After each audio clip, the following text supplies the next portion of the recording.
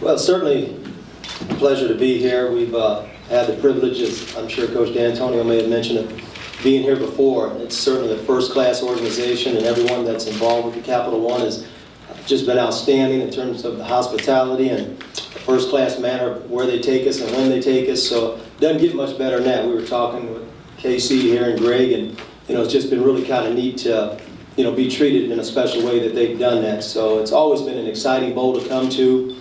And for those of us that are married, like Pat and myself, having the children and the families down, really make it special all around. The game itself, needless to say, is a tremendous challenge. As you guys know, I'm sure there's a storyline involved when it comes to some of the coaches on the opponent that had been one time connected to Michigan State. So certainly we're familiar with some of the coaches. We have a lot of respect, certainly for the ones that we know and we've interacted with on various times. And it's just, from an offensive perspective, a great challenge. As you look at Alabama from top to bottom, just a tremendous, tremendous unit. There's no weaknesses as you look at them. They're as good up front and the linebacker group in the secondary as any team that we have played this year. So it'll be a tremendous challenge, and our work is certainly cut out for us.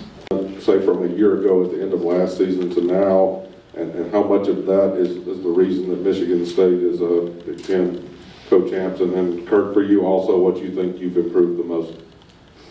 Well, certainly from a coaching perspective with Kirk, like many great quarterbacks, you just see the growth from just the expansion of the understanding of the entire offense, how it works from the inside out. This is a gentleman that he's kind of what you're looking for, needless to say, when it comes to quarterback. He's a student of the game, probably watches as much tape, if not more, than his coaches.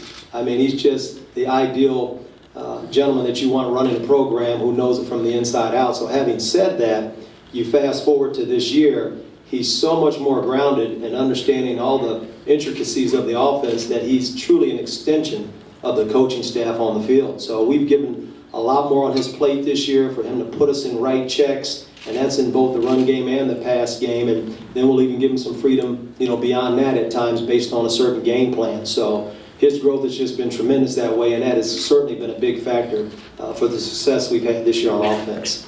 In general, certainly one of the things that had already been developed before Coach was facing his adversity from a health standpoint was the fact that our program had come to a point where we have been here 4 years together now, and I've often said this before, that these gentlemen now sitting to our right and left at the end of the table, 4 years ago they were sitting in the back of the room, wide-eyed freshmen, and do I go left, do I go right?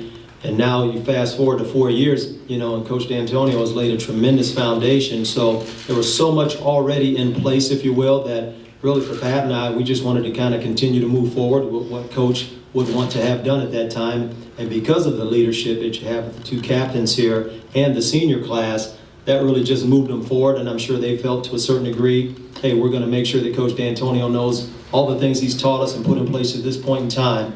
Let's show him that it really is within us, and let's move forward. And they did that very well.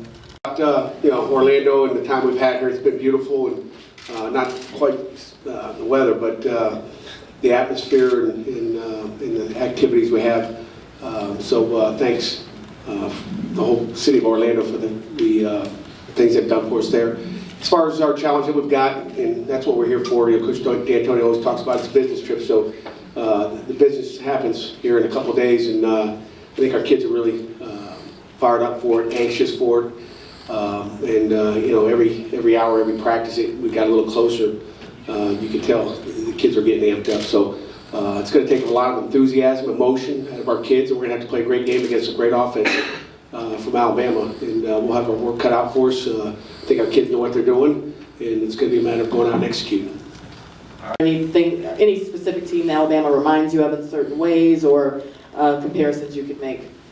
They've got a little Wisconsin in them, and they've got a little bit of Iowa in them. They're a big zone team. They've got obviously big tailbacks that are physical runners like Iowa does.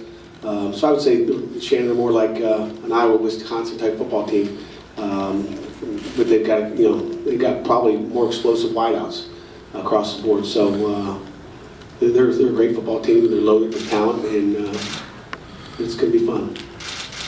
Back is a process. It's something that you've never fully arrived. And when I first came here as a freshman, I had a lot to learn. And we always talk about as quarterbacks, two very important things to winning football games and winning championships are, first of all, making good decisions, and second of all, managing the game.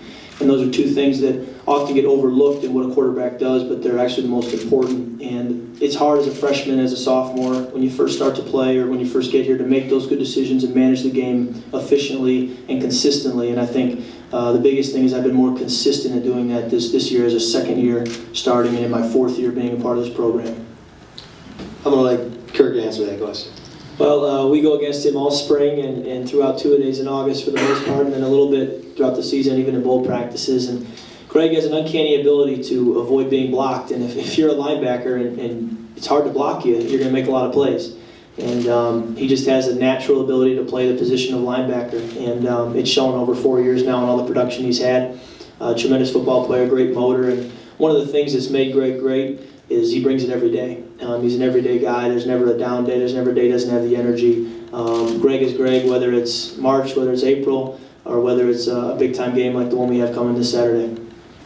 And today's your last practice, and I guess tomorrow your last walkthrough, and Saturday your last game, and what you hope is your last fight song. Does this start to sink into you as time grows near, or are you trying to filter that out because it's just a game you got to win? I mean, really, I am soaking it in, but at the same time, I just want to stay even, and just keep doing what I've been doing. Going to practice the same way I always go do practice, trying to do anything too special. But yeah, I think it is starting to sink in, and just talking to the guys a lot, and really just getting to know my guys a lot better too before I leave or whatever. So yeah, just trying to have a lot of fun out there also at the same time. Specifically about the challenge you guys will have slowing down the running game and what your impressions are of marking or I mean, really, it starts up front. I mean, with their line. I mean, just a big group of guys, well coached.